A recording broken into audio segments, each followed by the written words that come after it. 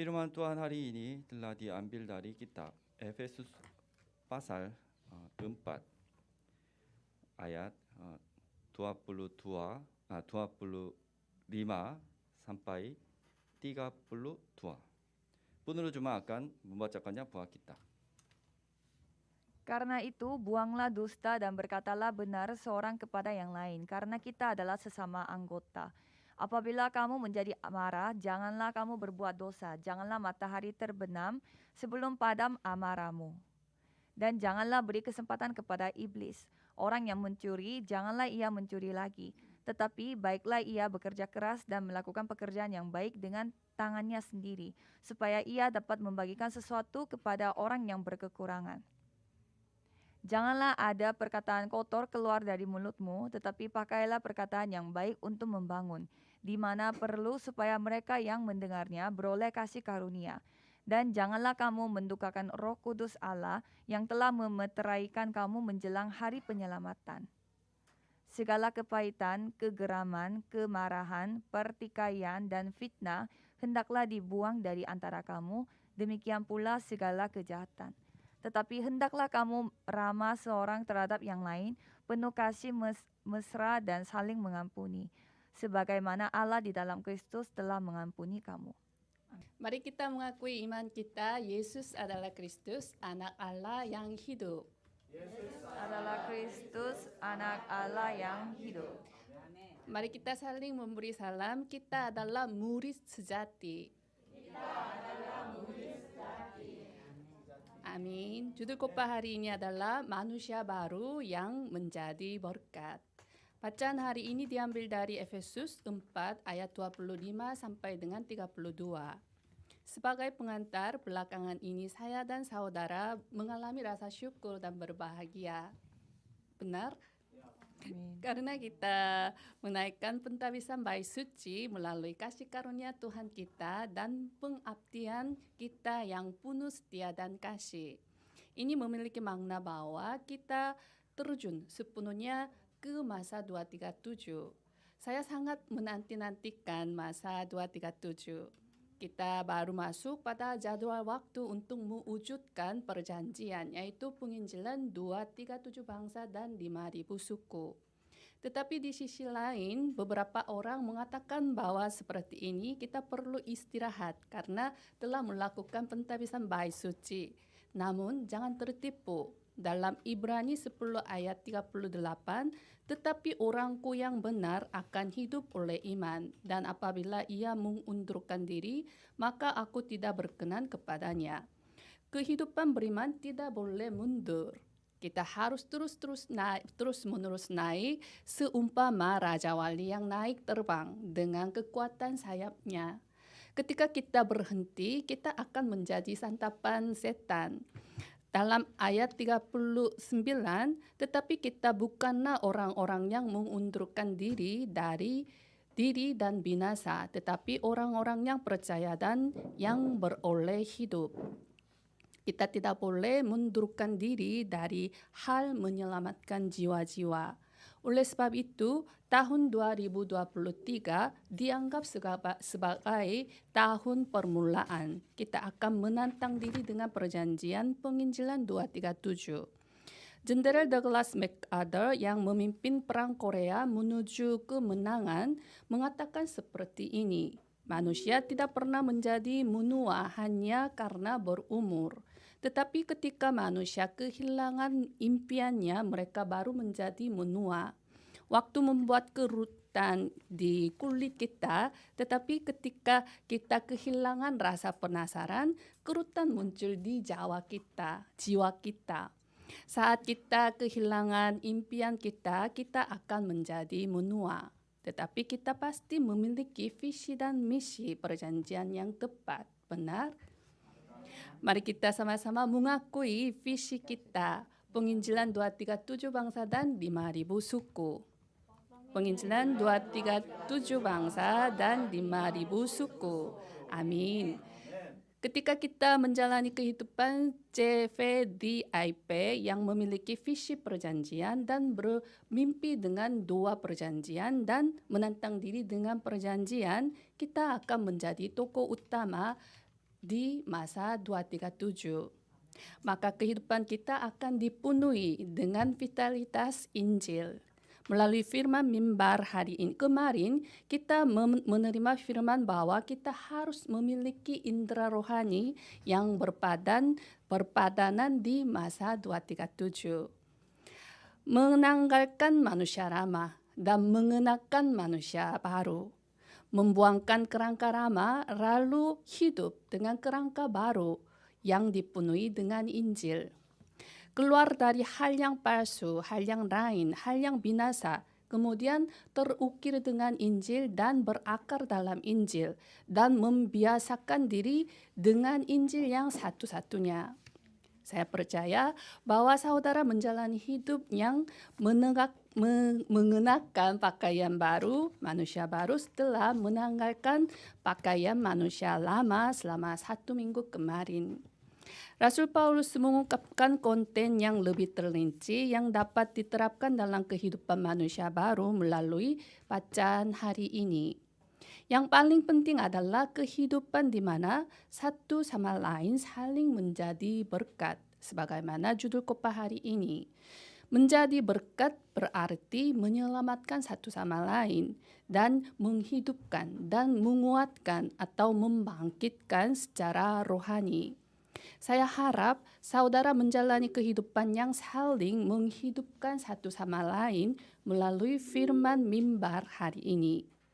Jadikanlah komunitas penyembuhan yang membangkitkan satu sama lain.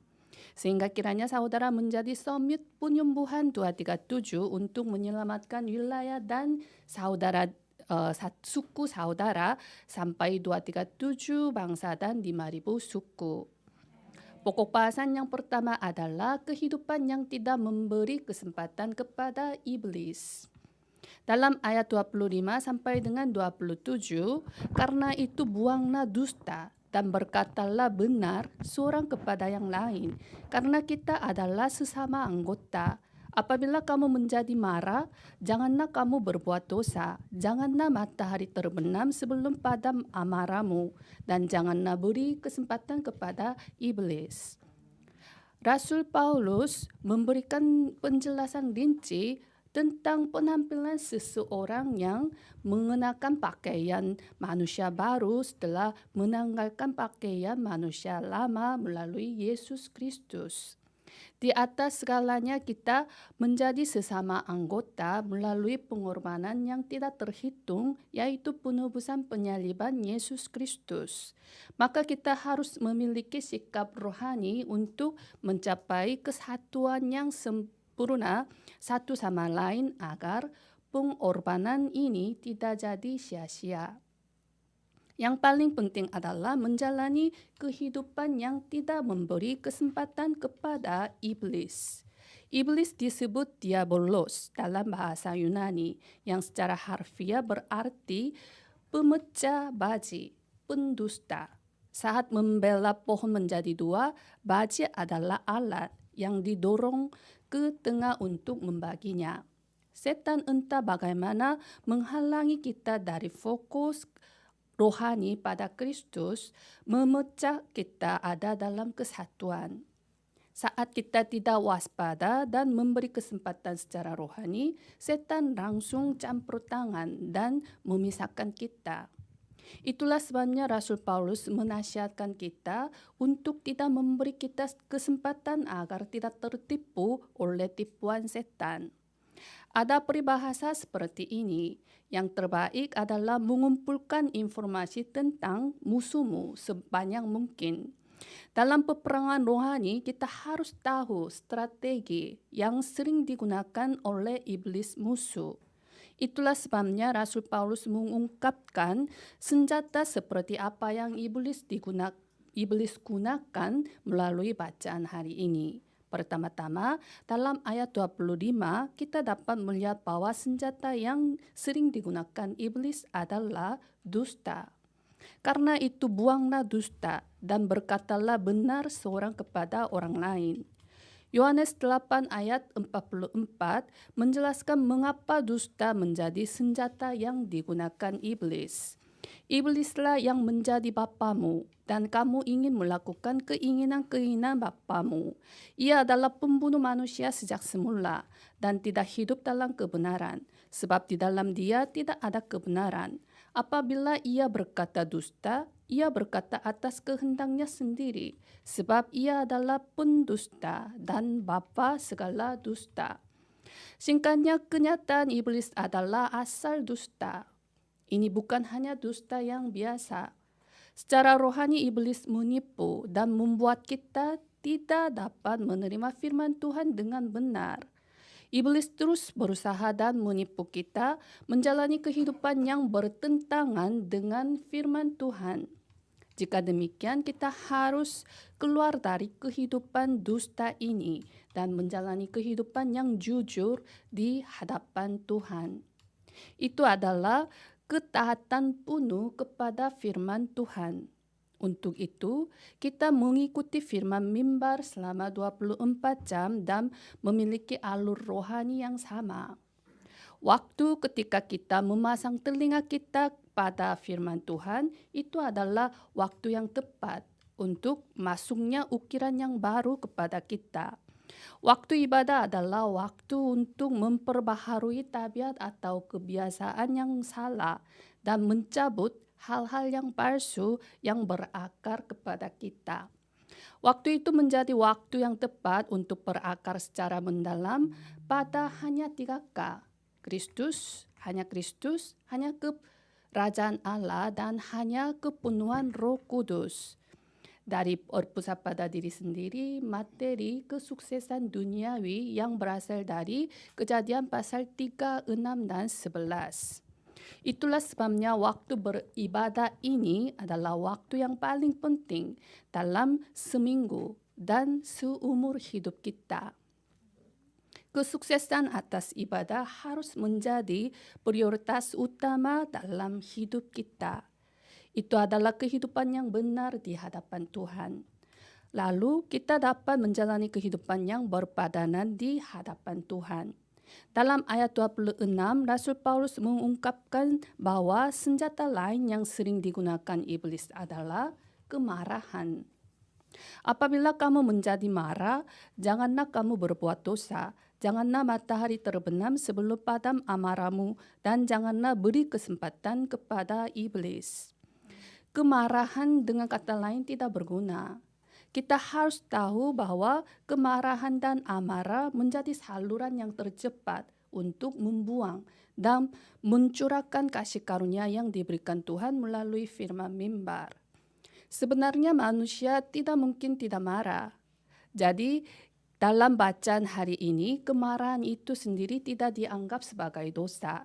Tetapi jika kita dikendalikan oleh kemarahan, itu menjadi saluran untuk berbuat dosa. Pembunuhan pertama umat manusia juga dimulai dengan kemarahan Kain. Jika kita terjebak dalam amarah atau kemarahan, kita tidak akan pernah dapat menjalani kehidupan yang menjadi berkat. Dalam ayat 29, janganlah ada perkataan kotor keluar dari mulutmu, tetapi pakailah perkataan yang baik untuk membangun, di mana perlu, supaya mereka yang mendengarnya beroleh kasih karunia. Seseorang yang penuh dengan amarah, memberi perkataan yang menyakitkan dan memberi luka pada hati orang lain. Itu menjadi kegembiraan bagi iblis. Seiring dengan saudara terus memiliki kemarahan di dalam hati saudara, itu akan menjadi masalah yang parah. Itu mengakibatkan membunuh diri mereka sendiri dan juga orang lain, karena mereka menutupi pikiran dengan segala macam hal negatif dan hal yang palsu. Kita harus merenungkan hal-hal milik Tuhan. Tetapi jika kita merenungkan secara macam hal negatif dan salah, kita tidak punya pilihan selain menjalani kehidupan yang melelahkan baik secara fisik maupun rohani. Seiring dengan masa pandemi COVID-19, masyarakat kita lebih terbiasa dengan kemarahan. Berbagai ekspresi yang berkaitan dengan kemarahan telah muncul seperti masyarakat kemarahan, republik kemarahan, kecanduan kemarahan, dan sebagainya. Setan menggunakan kesempatan ini untuk menyerang kita. Kita tidak boleh memberikan kesempatan kepada iblis. Sebaiknya segera membuang dan menghilangkan kemarahan dan amarah. Jika demikian, bagaimana cara menghilangkan rasa marah dan amarah? Jawabnya adalah dengan firman Tuhan. Dengan firman Tuhan kita dapat menghilangkan kemarahan. Saudara harus memegang firman Tuhan dengan erat dalam ayat 26. Apabila kamu menjadi marah, janganlah kamu berbuat dosa. Janganlah matahari terbenam sebelum padam amarahmu. Secara khusus, firman ini akan menjadi bantuan demi hubungan istri, pasangan suami istri. Silakan dicoba. Janganlah matahari terbenam sebelum padam amarahmu. Amsal 15 ayat 18, si pemarah membangkitkan pertengkaran, tetapi orang yang sabar memadamkan perbantahan. Amsal 14 ayat 17, siapa lekas naik tara berlaku bodoh, tetapi orang yang bijaksana bersabar. Dalam Amsal yang mengajarkan pelajaran tentang kebijaksanaan hidup, ada banyak bagian yang menyebut tentang kebodohan akibat kemarahan. Seperti itu, kemarahan tidak berguna secara rohani. Thomas Kempis yang menulis buku terkenal berjudul The Imitation of Christ berkata seperti ini, ketika kemarahan memasuki hati, kebijaksanaan keluar. Sebuah kata yang sangat berarti. Jika saudara mengatakan sesuatu dalam situasi marah, saudara akan mengatakan sesuatu yang 100% akan saudara sesali. Secara ilmiah, saat saudara marah, hormon yang disebut epinefrin dan norepinefrin meningkat. Keduanya meningkatkan detak jantung, meningkatkan tekanan darah, dan meningkatkan kadar gula darah. Itu juga tidak pernah baik untuk kesehatan saudara.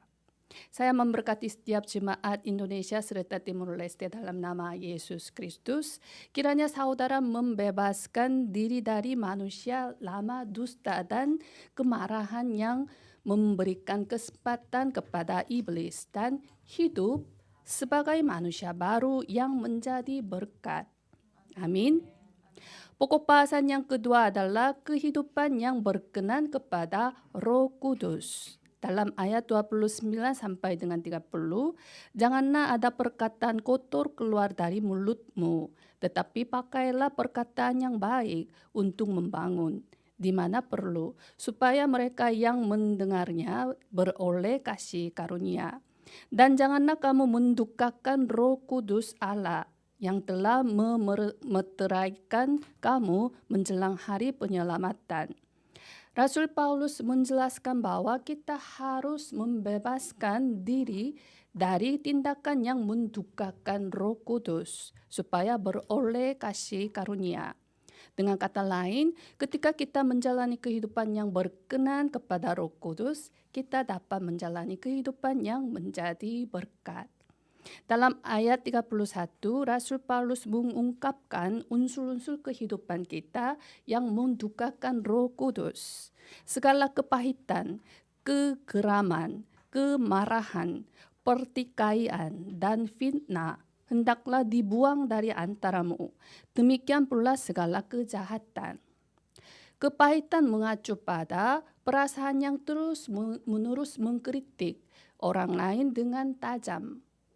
Kegeraman mengacu pada emosi yang tiba-tiba meledak. Kemarahan mengacu pada keadaan di mana rasa marah terbentuk dan memberi pengaruh yang berkelanjutan. Pertikaian mengacu pada ekspresi luar dari kemarahan. Fitnah mengacu pada memfitnah orang lain. Kejahatan yang mengakibatkan hal-hal tersebut dan pada akhirnya mendukakan Roh Kudus dan menghalangi pekerjaan Tuhan.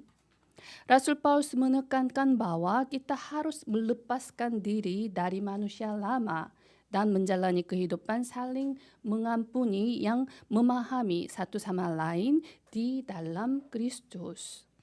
Dalam ayat 32, tetapi hendaklah kamu ramah seorang terhadap yang lain, penuh kasih mesra dan saling mengampuni, sebagaimana Allah di dalam Kristus telah mengampuni kamu.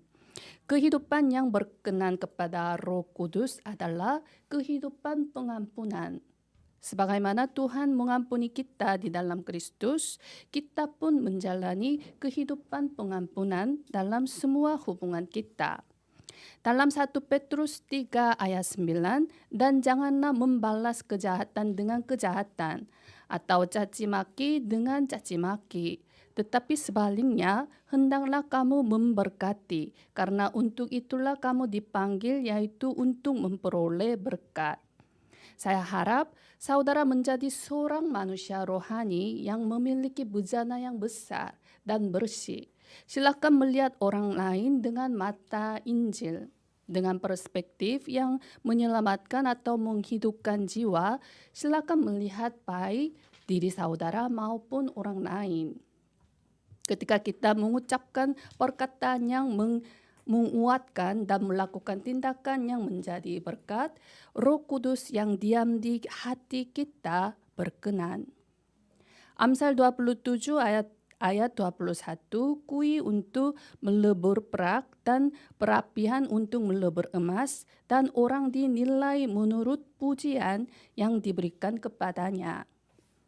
Sama seperti emas dan perak murni yang diperoleh setelah menghilangkan kotoran melalui perapian dan kui panas. Orang menghilangkan kotoran buruk dengan pujian dan mengubahnya menjadi makhluk mulia. Perkataan penghiburan, dukungan, dan pujian terhadap orang lain itu sangat penting. Seorang ahli saraf mengatakan bahwa 98% sel otak dikendalikan oleh perkataan. Ketika kita mengucapkan sebuah perkataan, itu mempengaruhi otak, dan perkataan itu mengikuti kehidupan dan tindakan orangnya. Begitulah besar kekuatan perkataan. Saya memberkati setiap jemaat Indonesia serta Timur Leste dalam nama Yesus Kristus.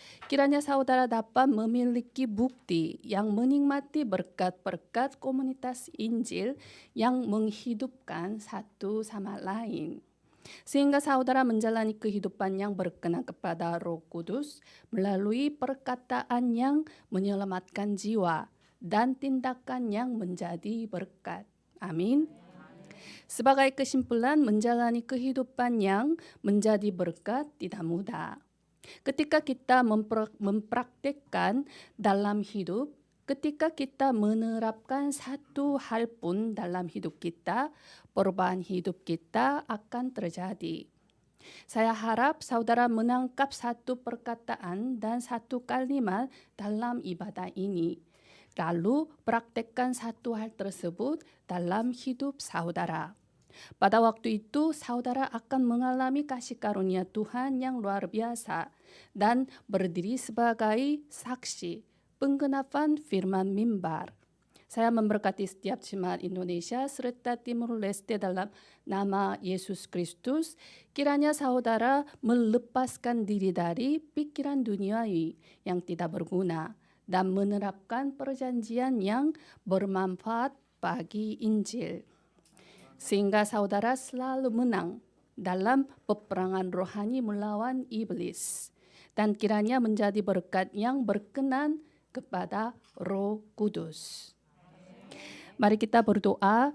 Kami mengucap syukur kepada Tuhan Tritunggal. Kami percaya bahwa Yesus adalah Tuhan serta Yesus adalah Kristus.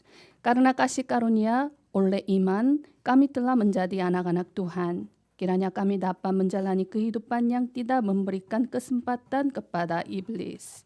Kami percaya bahwa ketika kami berdoa dalam nama Yesus Kristus, kuasa setan dan kegelapan akan runtuh dan lenyap. Kiranya kami dapat menjalani kehidupan yang sukacita dan bahagia karena Tuhan Tritunggal, sehingga tidak mendukakan Roh Kudus, melainkan menyenangkan Roh Kudus. Terima kasih Tuhan, kami berdoa dalam nama Yesus Kristus. Amin.